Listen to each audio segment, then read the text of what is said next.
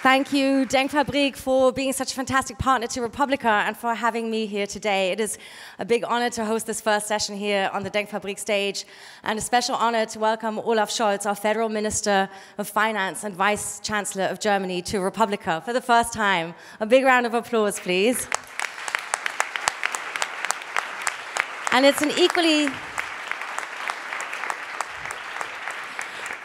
equally big honor to be sharing this stage with Francesca Bria, Commissioner of Digital Technology and Innovation for the City of Barcelona and leader of the Decode project, and as well as advisor for the European Commission on the future of Internet innovation policy. Welcome. Thank you both.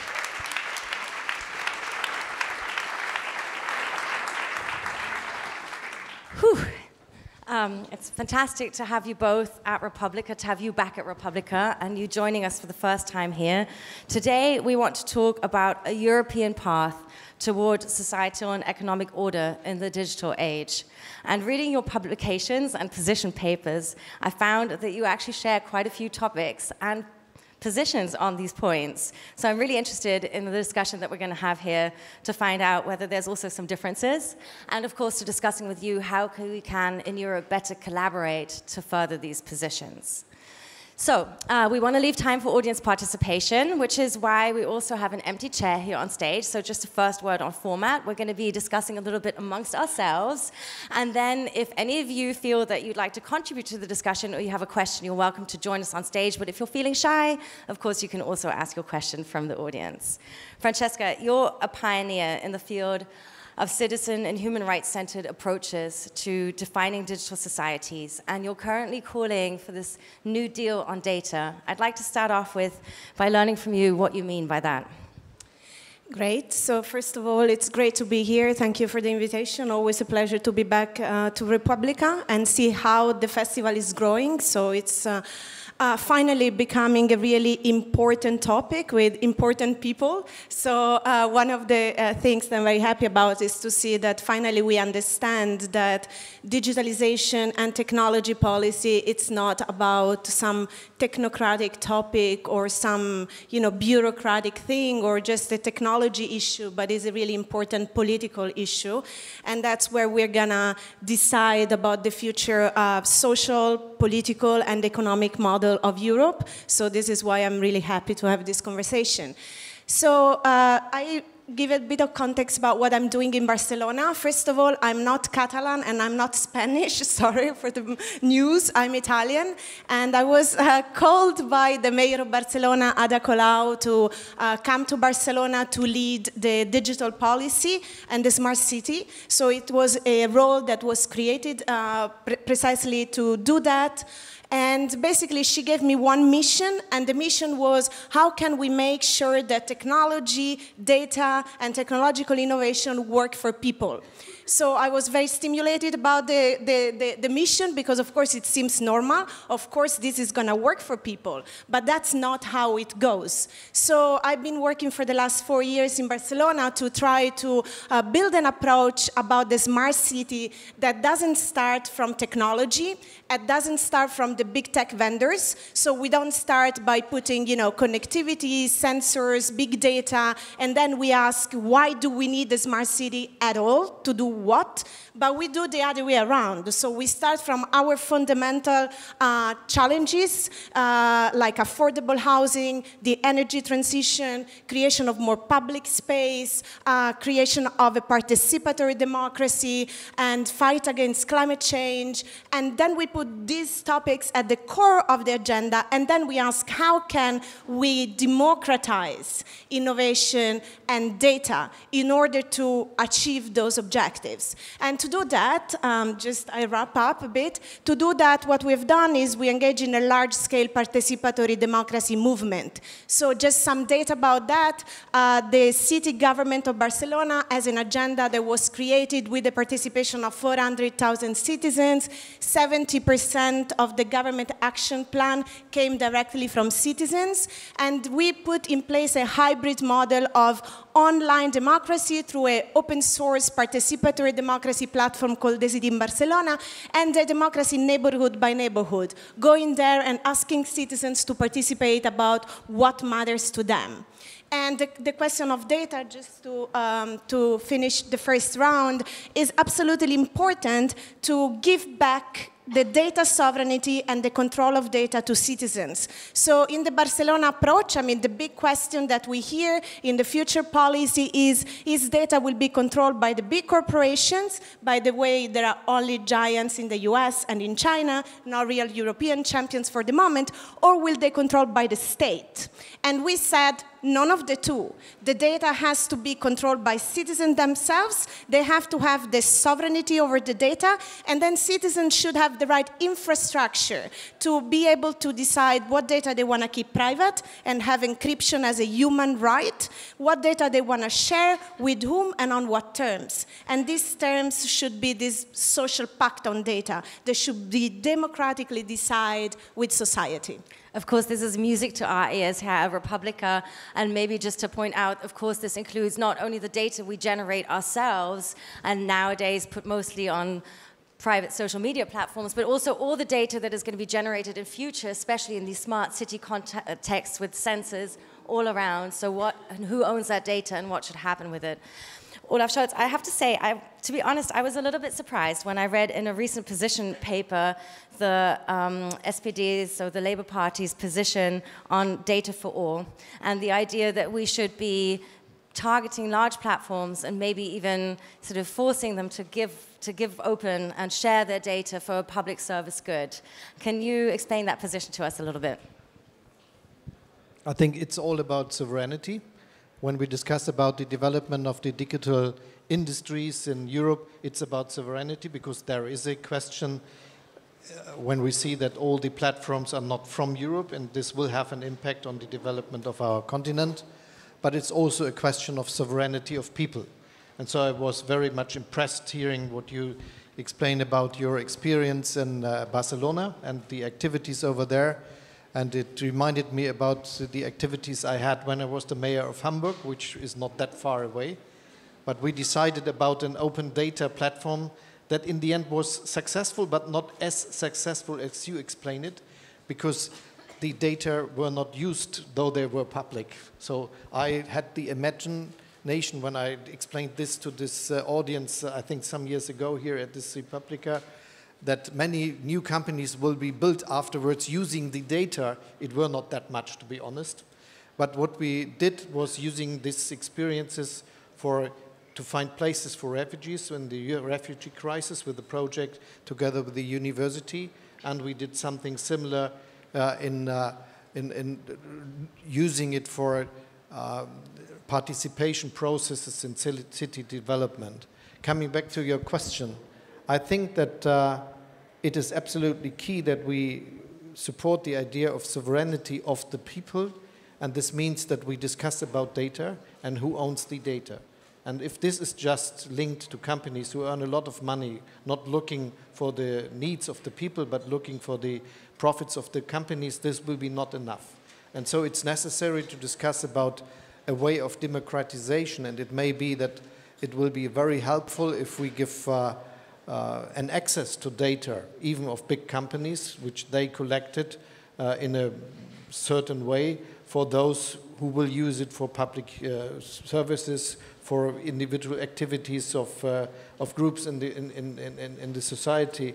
And this is a way of democratization which might be useful and which might help against oligopolists and monopolists. It ties in really nicely with the opening keynote that our president, Herr Steinmeier, just held, because he said that it's not about digitizing democracy, it's about democratizing the digital space. So can you specify a little bit what kind of data do you mean, and how can we go about? That's a huge paradigm shift to the operations of today. What would be sort of the ways to put that into practice?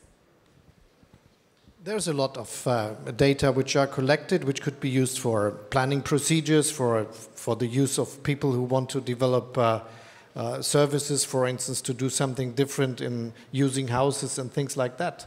And if you have no access, you cannot use them. So we have to define a way how we can get this access to the data that are already collected. And possibly it might make sense that we find ways how we can use the already public data for giving it open to the people that they can do something with it. So it will be different activities that might come out of it, but it is the way to get it away just from these oligopoles who own the data today without having paid for them. I'd like to get back a little bit later to the power of open data and what we need to do to actually harness it, and the sort of more paradigm shift that you've created, how we can create that in a European-wide level. But before, let's stay a little bit on the platform topic. We have also other discussions here the next days on the power of platforms, and I'd like to know, Francesca, like, it sounds like a nice step, but it still leaves so much power to those platforms who have more or less become monopolies on the internet. Do you think that we need a more radical approach to break open their power base, as in to also maybe break up some of the platforms as they are today? Yeah, so I think actually we have to go beyond what we are doing now. I think that the big problem of Europe at the moment is that it's not ambitious enough.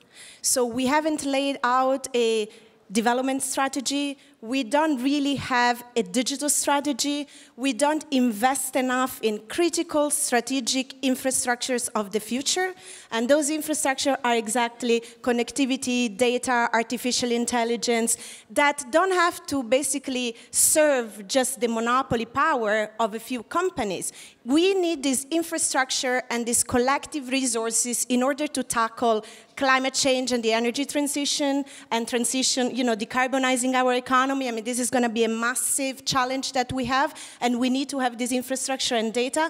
We need it for better housing, we need it for better education and better healthcare. So it's very tangible, and we need these services, of course, to be created in Europe by all of us, and we need an innovation system. So this is not just the industry, this is academia, research centers, citizens, cooperatives, trade unions, political parties. We need all of this system to work together, and we need to advance our model. So what I see now is that Europe is taking a little bit of a good stand on some regulatory issue, so advancing a framework when it comes to digital tax. How do we make sure that we can tax these big platforms?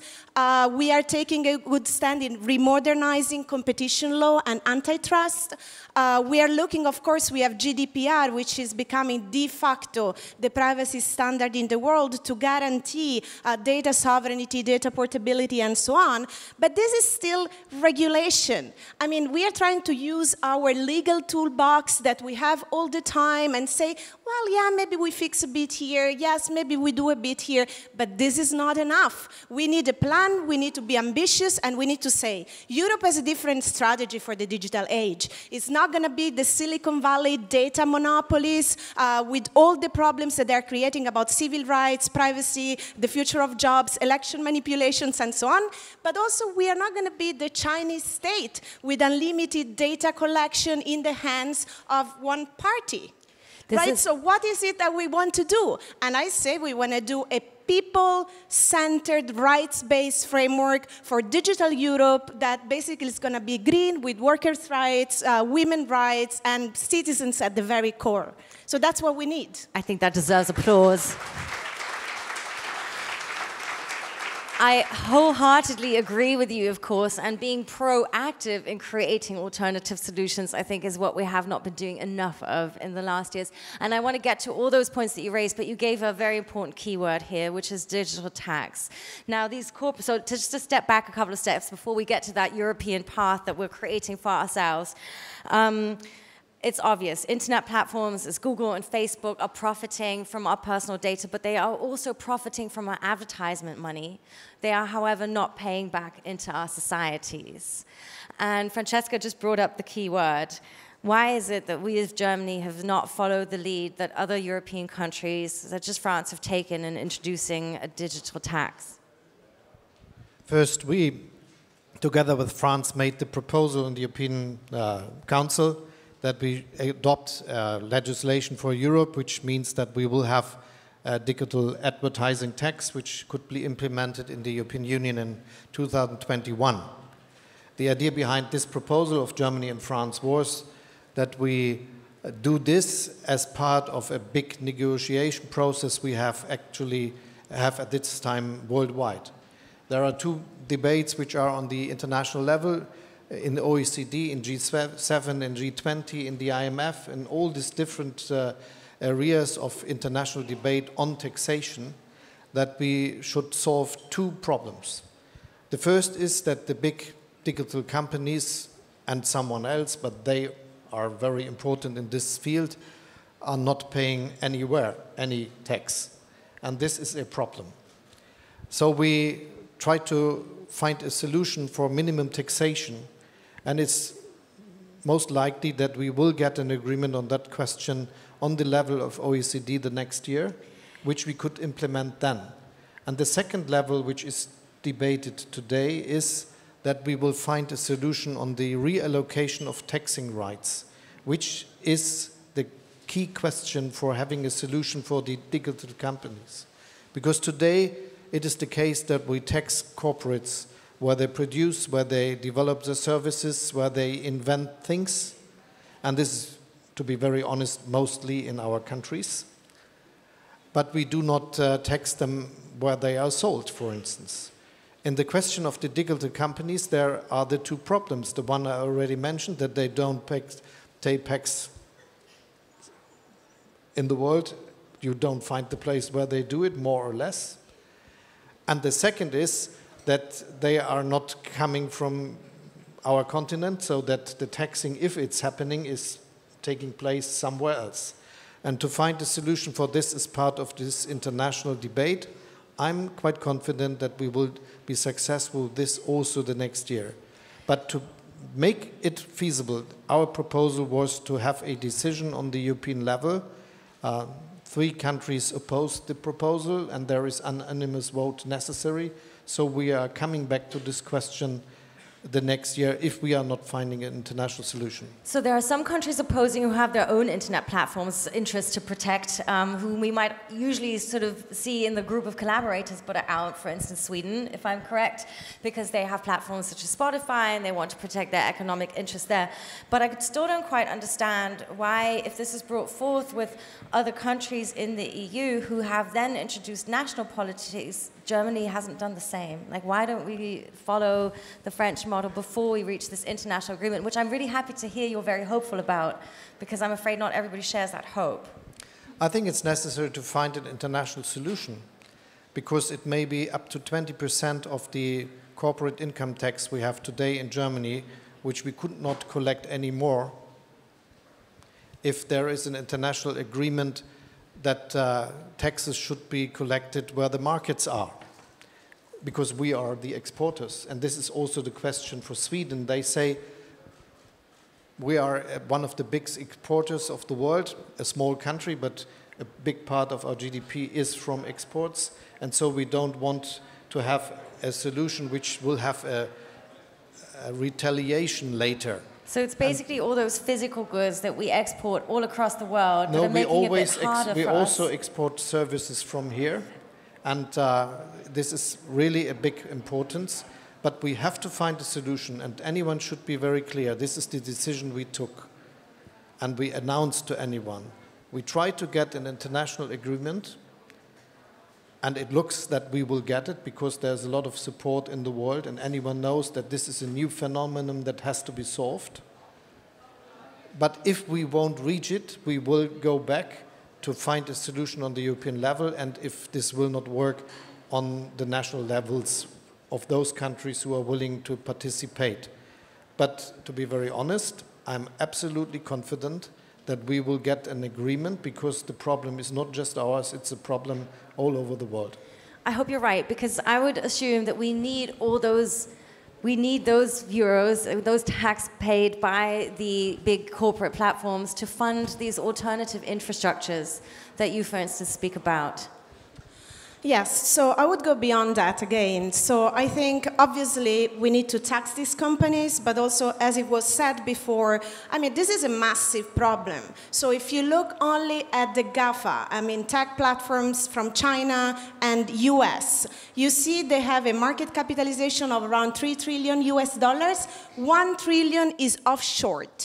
And basically, what they do is that they don't reinvest in creating good jobs into the real economy, into other sectors of the economy. What's happening is that this wealth sits there, and we don't have the right investment that we need for society, and they reinvest it in share buybacks, you know, putting up their stock value in order to give more dividend payments and in order to profit for their shareholders. So this is the kind of sickness that we have in the model of shareholder capitalism only. And what we need to do is to make sure that we have an economy that benefits all the people, that benefit all of us. And this is not happening now. So I think, you know, we need obviously to tax the corporation and empower people and create an economy that works for the many. But at the same time, I think that we need to find our own ways. Maybe minimum corporate taxation, I think it's good. We should do that. But then we need a state and we need a public sector also that create value. What it means is that we need investment in these critical infrastructures of the future, and this is not just the technology. I mean, when we talk about artificial intelligence, we also mean the talent. We need to make European university attractive. I mean, now we have the majority of patents and the majority of AI researchers, they are in America and in China. We need to invest in education, and we also need to invest in the welfare state. So this is not just a question of investment in technology, obviously. I want to squeeze two more questions in.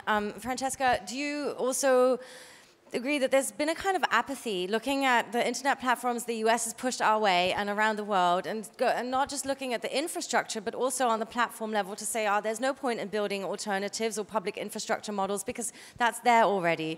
But we've been discussing this for so long, and I feel like maybe we've actually come to a point now where we can refresh that debate and say, no, we need to build these public alternatives. We do need alternatives, and in particular, when it was mentioned the question of data, and how data really is, it's creating this monopoly power or this dominance of this platform. Well, there was a study like a couple of weeks ago that came out from the US, and they're saying that the data extractivist industry in the US is worth $76 billion per year, and it grew by 50% in the last 2 years. So obviously, this is a resource extraction at a massive scale, and we cannot afford, because this value is created by all of us. And basically, the digital oil that these firms are drilling, it's about, you know, monitoring our behavior, following us. I mean, it's what Shoshana Zuboff called surveillance capitalism. And basically, we don't want civic, social infrastructures that have at the core of the business model a digital economy that's based on the manipulation and commercial exploitation of personal data. We don't want it, we cannot have it, and we want a different model. So, absolutely. There's so many, we have so much work to do here. Here's a couple of suggestions that we've been having like for the last couple of years hanging around here in this Republica pool. Using different kind of money pots, like the money that we pay for our public service broadcast, and reinvesting that into open platforms, into public service platforms. How do you see that being an alternative? Or where else could we perhaps find funds to finally bring forth these public sector alternatives and to actually build our infrastructure in Germany? A friend of mine, Najira Simboli, held the second part of the opening keynote at Republica, and I'm always continuously surprised and saddened to see that a country like Kenya has less white spaces than Germany does. Yeah. A very good question. What were not the right decisions in the past, but the more important is which decisions will we take for the future. So first we decided as a government that we will invest billions in developing the infrastructure and to change the situation that there are regions where there is no good infrastructure for the broadcasting, no good infrastructure with the cable network and all the things we have there. And we will use the benefits we get from selling some of the some parts of access for infrastructure now to use it for building the infrastructure where it's needed in the schools, in the public field, and for the people. On the other hand, we have to invest a lot of money into the research infrastructure to be successful in artificial intelligence in Europe as well, and especially in Germany. We do our part for that, and to give the access for new companies to be built that could compete with the big dominant companies from the United States. I think this will be very important. My one idea about this is that we should support a better financing of equity, which will give us good chances to have companies that are able to compete, which is necessary. And this will produce an ecosystem that might be successful to have what we need here in Europe and in Germany. We have a free seat and a good 10 minutes of this discussion left, and we'd like to welcome you to it. So is there anybody in the room who would like to come and add a question or position? I see a hand go up. Do you want to join us up here, or do you want to ask it from there? Come and join us.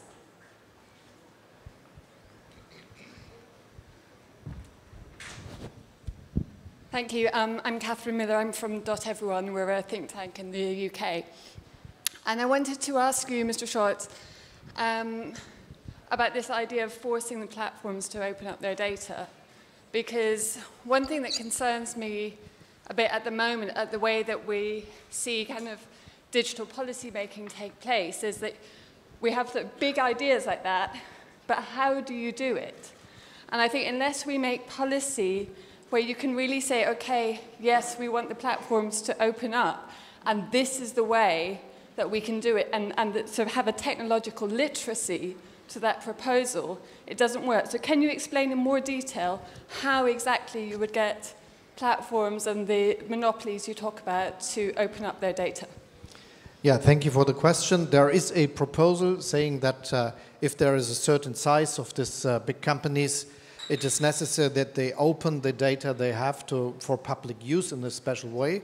But it must be clear that this is not for competitors in a way that they just use the sources who are on the same game as they are, but for small companies to come up and for the public. And then there is a necessity for organizing in this legal framework that it is not anyone able to get the personal data, which is already a problem if we look at what is going on. So it must be something where the data could be used without getting the direct numbers and names and addresses of the people. If we do it, I think this might work, and it must be a legislation that we can do in our countries. And I think the first way to do it should be that we start a debate in Europe, because there is an openness now for having European regulation. And as already was said, we have a very progressive privacy legislation in Europe, and this might be the basis for getting the next steps, and this is one of them. Well, I have some suggestions about that. So first of all, let me just say that, again, like in Europe, actually in this conference, I'm sure we have a lot of talented people that work on cryptography, on decentralized technology, and on privacy-enhancing technology. Actually, the best researchers in the world working on these issues that are going to be absolutely critical for the future of the digital world are Europeans. They're building the platforms of Google and Facebook. I can tell you because I'm leading one of the big projects in Europe. It's called Decode, using decentralized distributed ledger with cryptography to give back control of the data to citizens. And Facebook has acquired the entire team at UCL. So this is also something that the European Commission maybe should forbid in the future. We want to get the talent to work here in Europe and build the infrastructure we need here. So just to say that we have the best minds, we just need investment, and we need to believe that that's the future, that the future are about decentralized, privacy-enhancing, and rights-preserving technology that we need for democracy, for participation, for cities, and all of that. Second, like in Barcelona, we can use public procurement. What we do in Barcelona is we put clauses in public contracts that we call data sovereignty clauses. What we do is whoever wins public contracts, it can be about e-mobility or waste management or electricity or anything, they have to give back to the city hall the data anonymized with privacy and security by design, privacy, security by design, and ethics by design back to the city hall. And this data becomes a public infrastructure, like a common good, on top of which we can get then the startups, the innovators, the cooperatives, and citizens to build future services that are data-driven and artificial intelligence-driven in healthcare, education, and mobility. And we do need this plan. So, and this is not relying on Facebook. I'm sorry. We are not going to wait Facebook to do it. We are going to have to do it ourselves and mobilize all the collective intelligence we have here to make it happen. Can we have this too? Just... Please.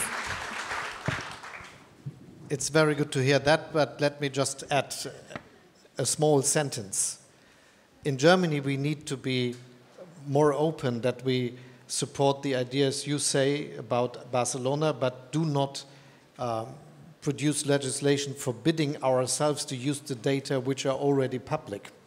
For instance, using the data, for instance, in the health sector, anonymized for research would be a very good thing. They are already there, but we don't do so.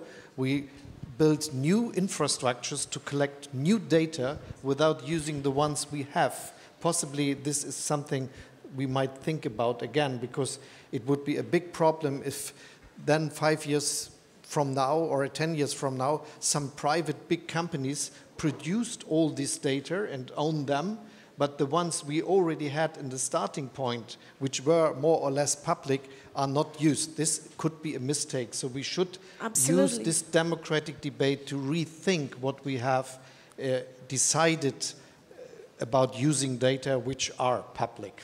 No, absolutely, but I just want to say something on this. Absolutely, and we need to work in a way that we can have interoperability and data portability and open APIs and standards and cryptography at the very core of it so that we can do what you're saying. But, you know, now there is this debate for the European elections where Facebook is saying, oh, you know what we're going to do? We're just going to give the data of our platform, which of course is their data. They think it's their data, but it's our data. We're going to give it that to researchers so that you can do analysis and you can see that we don't do election manipulation. I'm sorry. That data, it's not Facebook data. This is our data. So basically, we need also a way to get back this control of data to the citizens, empower the citizens, because that's what we need. I would also like to, please applaud, yes, absolutely. Just to add the point, Facebook is a global platform and they can see data from all across the world. We need also this interoperability and to be speaking to each other the way we are today to make sure that we on a European level can also be sharing and collaborating, because otherwise we're never going to be a step ahead or offering the same quality of services perhaps than private competitors. So maybe we need Germany to lead more on Europe, because actually cities cannot do it alone. I mean, we need like more European leadership on these topics, and maybe Germany can start, you know, leading. We're cheering you on. Shall we, is there anybody else who'd like to take the hot seat on the panel here? I'd like to offer a question. I see a hand go up there. Would you like to join us up here? Excellent. I hope you're feeling very encouraged to take away a lot of these suggestions being made today.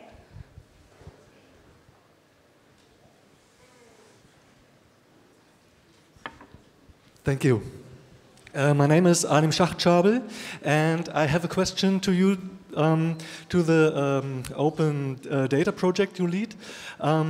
I think that there are two levels of data exploitation. The one level is the global level that you have described, and I totally agree with you that we do need to open this, that this is a common good, that this is our data.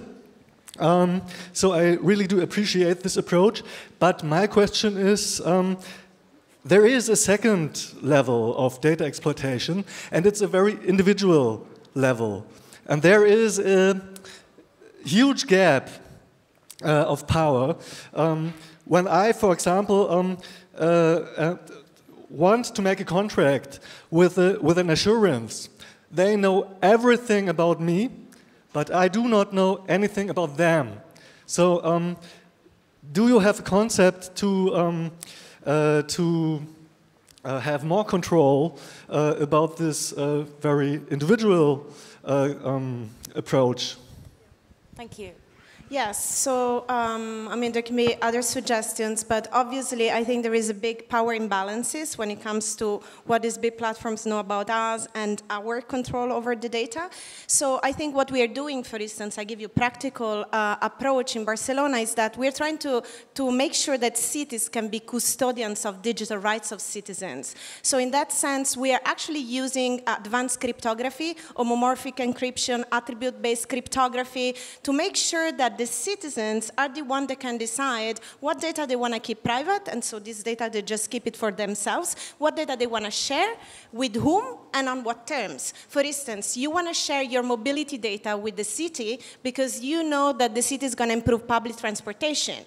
You want to share your healthcare data with the hospital or the researchers because you know that they're going to find a better cure for your problem, but you don't want to share it with the insurance company. So basically, we need to have granular control over data and make sure we can decide what level of anonymity we want over our data. But this is possible to do with up-to-date, cryptography and technology. It's just then about to make the legal and economic and political environment to make sure that these solutions can scale. And I mean, yes, cities have to be really present because we work very closely with citizens, and we can have a role in make sure that this model can work. We're already nearly out of time, although I would like to spend the rest of my Republica Day debating with the two of you. Thank you so much for your question. I can't believe how I hope you feel the same. The time has gone by so fast, but I do want to squeeze in a closing question. So if you can both give me a brief answer to the question, sometimes when I feel like the rest of the world looks at Europe, they don't see a particularly digital, innovative space in the world. They see maybe a couple of cities that are super cool to build your startup in, but that's pretty much it. And I know that you both are very strong in this position that Europe needs its own path and needs to differentiate its policies and what it stands for from the US and from China. So I would like to close with your ideas. Say, in 10 years, when the rest of the world looks at Europe, what would you like them to see? Well, I think that what we are missing at the moment is political and social imagination. So I think that we're still very much constrained about thinking, what we can do. And again, the state can only regulate later. We can do a little bit of fiscal policy. We should constrain the giants. But we don't do enough, to imagine what is the socio-economic and political model of Europe in the future. Where do we want to live? How do we want a green, social and democratic Europe with cities that provide basic infrastructures and the services that we need? And how do we make that happen? So I think that in the future, what I would like to see is that we lead the way for this path. Because basically, at the moment, this is not going to happen otherwise. This is definitely not going to happen from Silicon Valley. This is not going to happen from China. And this is not just going to happen. But it has to happen bottom up. So I do really believe that also it cannot be a technocratic conversation or something about, let's get the bureaucrats to do it. It should be done with the people. So at the end of the day, it's a matter of democracy. And if we actually involve people in thinking about what is this future model, what are the future cities that you like to live in with sustainable mobility, affordable housing, energy transition, and all of that, if we don't do that, it's not going to happen because this is not just about some fix. This is about rethinking the model we are living in, and the digital is part of this. The digital is nothing in itself. The digital is basically making sure that then we can use data, artificial intelligence, connectivity, and we take back democratic control of digital infrastructures. And I think, absolutely, I would like to see Berlin to become the capital of, transparent, ethical, democratic technology, privacy-enhancing technology, and lead the way. And I think this can happen. Thank you very much. Herr Scholz, what would you like the world to see in Europe in 10 years' time? I'm as confident about the future and our possibilities, so I don't want to add too many words, just very few. We should stop just debating, and we should start to act. Because when I follow the debates of the past, I see a lot of good proposals and a lot of very good articles where people write down what could be done, but no one is really acting, and we should change this situation. If we act as Europeans, we have a lot of possibilities. Our universities, our researchers, the people all over the continent are ready to do the necessary things. It will be feasible if we act, and we should start with this. Thank you so much to the both of you. Thank you all for being here today. It was a